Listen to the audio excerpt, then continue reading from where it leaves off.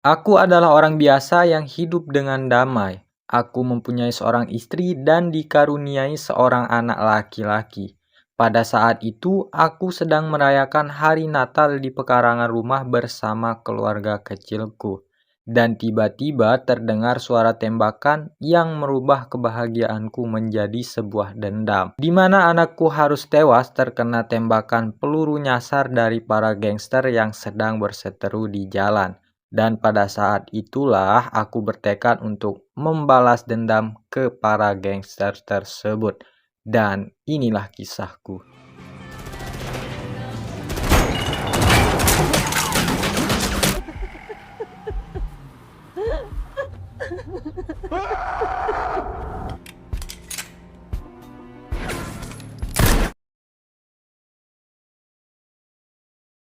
Film diawali dengan memperlihatkan seorang pria bernama Gatlak yang mengejar dua mobil anggota gangster yang sedang adu tembak setelah saling menghujan peluru satu sama lain. Salah satu dari mobil itu pun terpental akibat menabrak hidran kebakaran. Sedangkan Gatlak mencoba menyerang satu mobil lain yang bermodalkan sebuah linggis yang entah untuk apa ia melakukan hal itu. Tapi akibatnya ia pun dikejar balik oleh para gangster tersebut.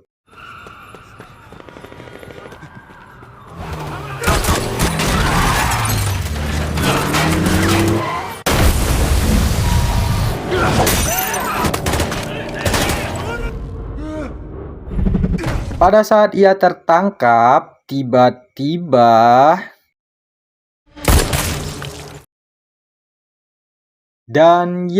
Gatlak menerima dua tembakan dan segera dilarikan ke rumah sakit. Dan salah satu peluru itu mengenai tenggorokannya, sehingga sebuah keajaiban jika Gatlak masih bisa hidup. Singkat cerita, setelah beberapa hari kemudian, Gatlak terbangun dari koma, istrinya pun setia menemaninya selama proses penyembuhan.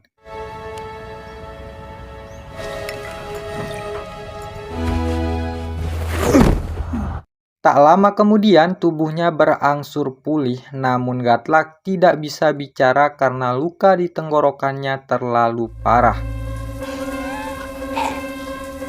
Sehingga untuk berbicara, Gatlak membutuhkan sebuah alat bantu khusus. Beberapa bulan kemudian, Gatlak diizinkan dokter untuk pulang ke rumah. Sepanjang jalan, sepasang suami istri ini tidak saling berbincang karena sibuk memperhatikan lingkungan sekitar rumah mereka yang dipenuhi dengan gangster berandalan. Bahkan di siang bolong pun anak remaja terlihat sangat bebas bertransaksi narkoba.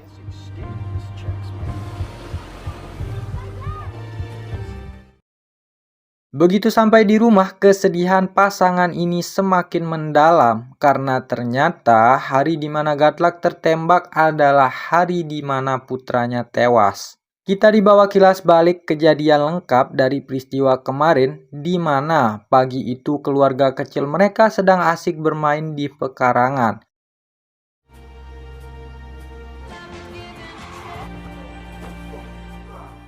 Tiba-tiba terdengar suara tembakan yang ternyata para anggota gangster sedang saling baku tembak sambil mengendarai mobil.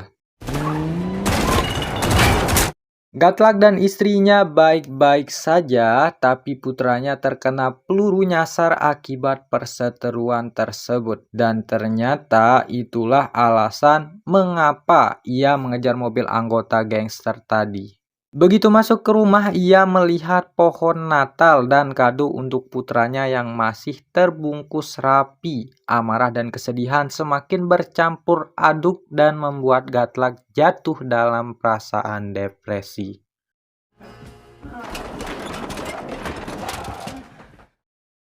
Setelah beberapa hari mabuk-mabukan untuk menghilangkan kesedihannya, Gatlak sadar ia harus membalaskan dendam putranya, maka dari itu ia pun mulai mengatur rencana pembalasan dendam, dimulai dengan mendatangi polisi yang menangani kasus kematian putranya. Sesampainya di kantor polisi, Gatlak hanya dibuat menunggu di ruang seorang detektif bernama Denny.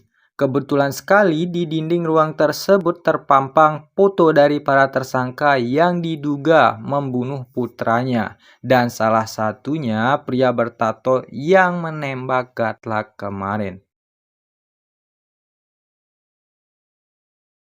Merasa polisi tidak akan bisa menangkap para anggota gangster yang ia incar, membuat Gatlak memilih untuk memulai aksinya sendiri. Ia berencana membalaskan dendamnya pada tanggal 24 Desember, tepat 1 tahun kematian putranya nanti. Artinya masih ada waktu setengah tahun lebih sebelum hari itu tiba. Gatlak mulai mengumpulkan segala informasi mengenai siapa saja yang akan menjadi targetnya. Di lain sisi, untuk membantai para gangster, dirinya membutuhkan stamina dan berbagai keterampilan, mulai dari cara menggunakan pisau, berlatih fisik, hingga belajar menembak.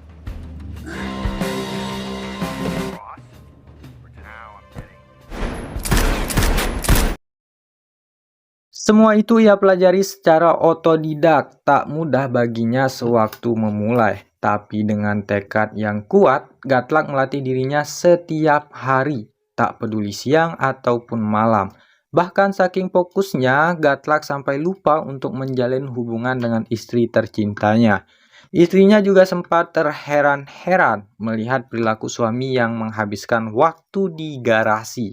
Beberapa waktu kemudian, Gatlak membeli mobil Mustang untuk kemudian ia modif demi memuluskan aksi balas dendamnya. Segala modifikasi sudah dilakukan, dan tak lupa juga untuk persenjataan, Gatlak membeli beberapa jenis senapan untuk ia gunakan pada saat hari pembalasan itu tiba. Singkat cerita, setelah beberapa bulan berlalu, istri Gatlak nampaknya sudah tak tahan melihat perilaku suaminya dan memutuskan untuk minggat dari rumah. Gatlak sendiri tak menyalahkan istrinya akan hal tersebut karena tak ada satupun orang yang mungkin betah dengan sikapnya saat ini. Namun Gatlak rela menghalalkan segala cara demi membalaskan dendamnya pada para gangster yang telah merebut putra tercintanya. Setelah berhasil memodifikasi mobilnya, Gatlak juga banyak berlatih cara mengemudi yang handal, dan akan sangat berguna nanti kemampuan mengemudi yang telah ia kembangkan tersebut.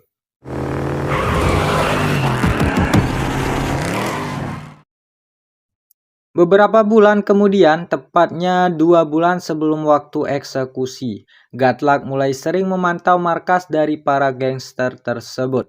Terlihat mereka menjadikan sebuah apartemen bekas sebagai markas utama.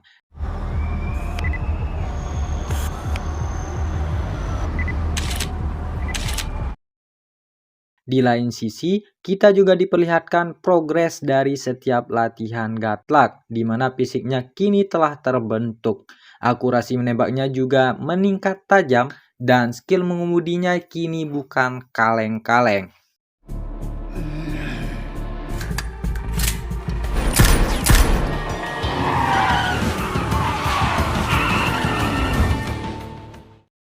Dan pada akhirnya kita mulai memasuki bulan Desember, di mana terlihat siang itu Gatlak baru habis berbelanja dan tak sengaja berpapasan dengan para gangster yang menjadi targetnya.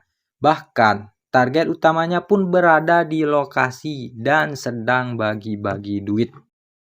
Di sini Gatlak sebenarnya sudah sangat ingin membunuhnya menggunakan sebuah pisau. Namun si ketua gangster itu sedang dikerubungi oleh anak-anak kecil yang hal tersebut membuat Gatlak tidak jadi melakukannya. Alih-alih balas dendam, Gatlak malah terjatuh setelah ditabrak oleh bodyguard dari musuhnya. Ia bahkan dihina dengan disirami ice cream, namun ia mencoba menahan emosinya karena Gatlak sudah menyiapkan tanggal mainnya. Malam itu tepatnya sehari sebelum eksekusi, Gatlak memulai rencana awalnya di mana ia menyelinap masuk ke rumah akuntan dari para gangster, dan rencana berjalan mulus di mana ia berhasil membuatnya pingsan dengan sekali pukul.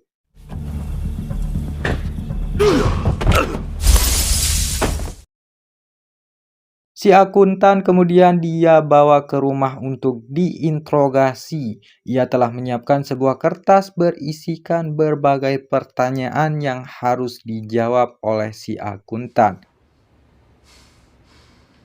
Namun di sisi lain, Gatlak melakukan sebuah kesalahan di mana ia menaruh pisaunya agak sembrono dan membuat musuhnya berhasil melepaskan diri.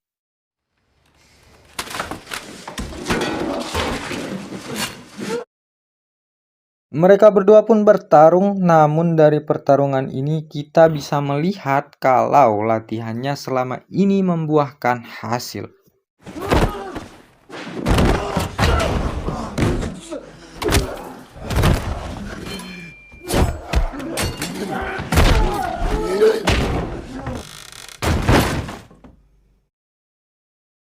Keesokan harinya, Gatlak mulai bersiap-siap dengan memakai rompi anti peluru hingga membawa berbagai senjata dan peledak. Tak lupa ia juga menulis surat perpisahan terakhir untuk istri tercintanya sekiranya ia tidak berhasil pulang dengan selamat. Gatlak juga mampir ke makam anaknya. Di sana ia membukakan kado yang seharusnya anaknya terima pada Natal tahun lalu. Dan yang terakhir, malam sebelum ke markas para gangster, Gatlak menitipkan si akuntan tadi ke sang detektif yang menangani kasus anaknya. Ia juga menitipkan sebuah surat yang berisikan pesan bahwa seharusnya kasus ini bisa diselesaikan kalau si detektif mau serius menanganinya. Sebagai bukti, Gatlak melampirkan flash disk berisikan hasil investigasi dan interogasinya kemarin malam. Hari pembalasan pun tiba. Di sini Gatlak langsung memulai aksinya dengan mencari salah seorang bawahan dari ketua gangster yang mulai sekarang kita panggil saja Ancun. Dengan meretas radio milik polisi, tak butuh waktu lama ia berhasil menemukannya dan langsung menikamnya di tengah jalan. Walaupun musuhnya sempat memberikan perlawanan, namun Gatlak berhasil menyelesaikan rencana awalnya dengan lancar. Dari sana, ia kemudian memotong beberapa jari dari anggota gangster tadi dan melemparkannya ke markas Ancun sebagai pesan awal bahwa dirinya tak lama lagi akan menjadi target selanjutnya. Di malam itu terjadi di perang antar gangster. Seorang polisi tewas di tempat sedangkan satu polwan lainnya terjebak di tengah gempuran peluru. Gatlak yang memang niatnya membantai seluruh gangster di wilayah tersebut tak membuang waktu dan langsung menembaki mereka sambil mengemudikan mobilnya yang berfungsi sebagai tameng.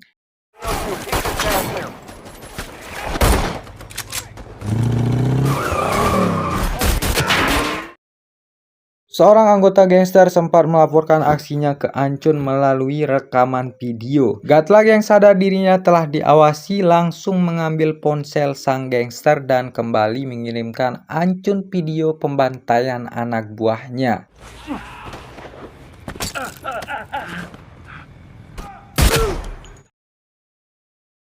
Karena Ancun panik, ia kemudian meminta seorang tangan kanan yang bernama Louis untuk menghabisi Gatlak malam itu juga. Skin kembali ke Gatlak, di mana dirinya sempat berhenti demi menenangkan diri sembari mendengarkan musik dari mainan almarhum putranya. Namun ketika dirinya baru saja mulai kembali beraksi, beberapa mobil maupun motor milik anggota gangster muncul dan menghantamnya dari berbagai arah.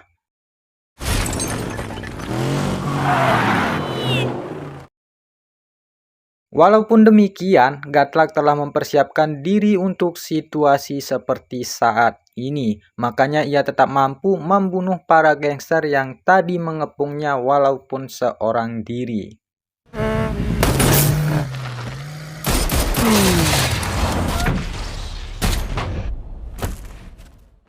Hingga pada akhirnya mobil yang dikendarai oleh Louis berhasil ia jebak dan mengalami kecelakaan hebat.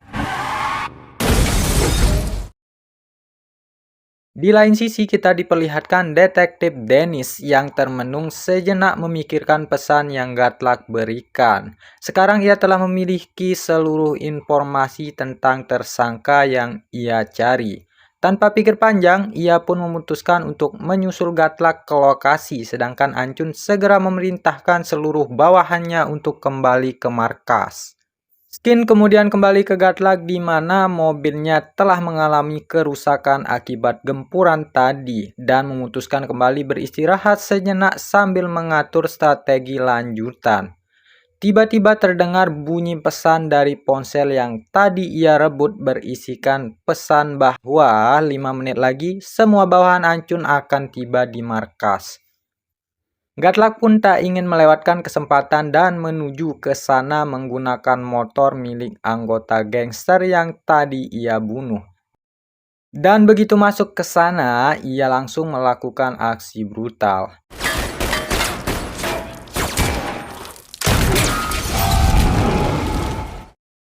Setelah berhasil membersihkan gangster di lantai bawah, perlahan ia menaiki tangga untuk menuju lantai paling atas. Tempat di mana Ancun dan kekasihnya sedang bersantai dan di setiap lantai, para anggota gangster terus bermunculan. Namun Gatlak dengan tenang menghabisi mereka semua.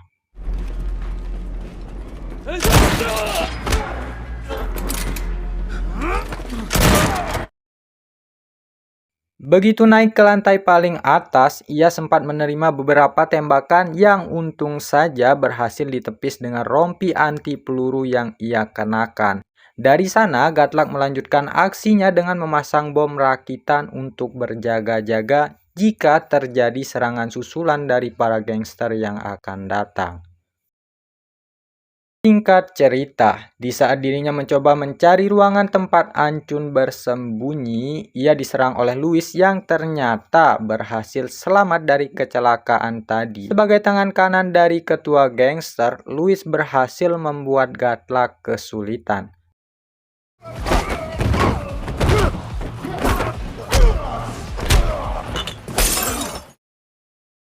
Hingga akhirnya beberapa gangster tadi sempat mencoba menyusul ke lantai atas dan tentu saja jebakan yang Gatlak pasang berfungsi dengan baik.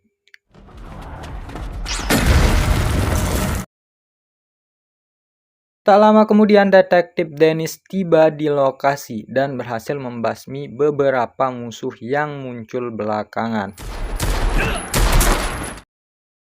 Belum sempat bernapas, mereka berdua kembali dihujani peluru oleh kekasih Ancun.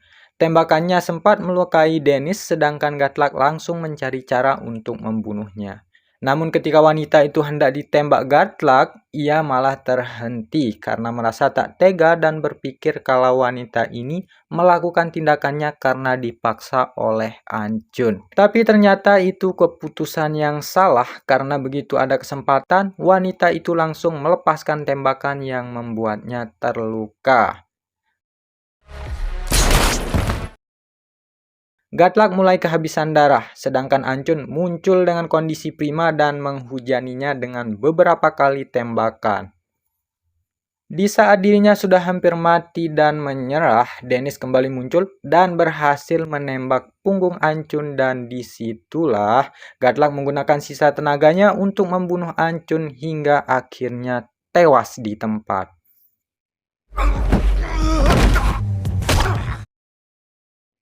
Di penghujung hidupnya, Gatlak teringat kenangan indah bersama putranya selama ini. Dendamnya telah terbalaskan, walaupun dirinya harus mati, tapi ia mati dengan tenang. Dan dengan begitu film pun tamat, ending yang sangat menggodekan. Terima kasih buat kalian yang sudah nonton film ini. Mohon maaf kalau memang ada kesalahan dalam pengucapan. Dan juga saya itu masih pemula. Terima kasih banyak untuk kalian. Mohon kalau ada saran tulis di kolom komentar. Terima kasih.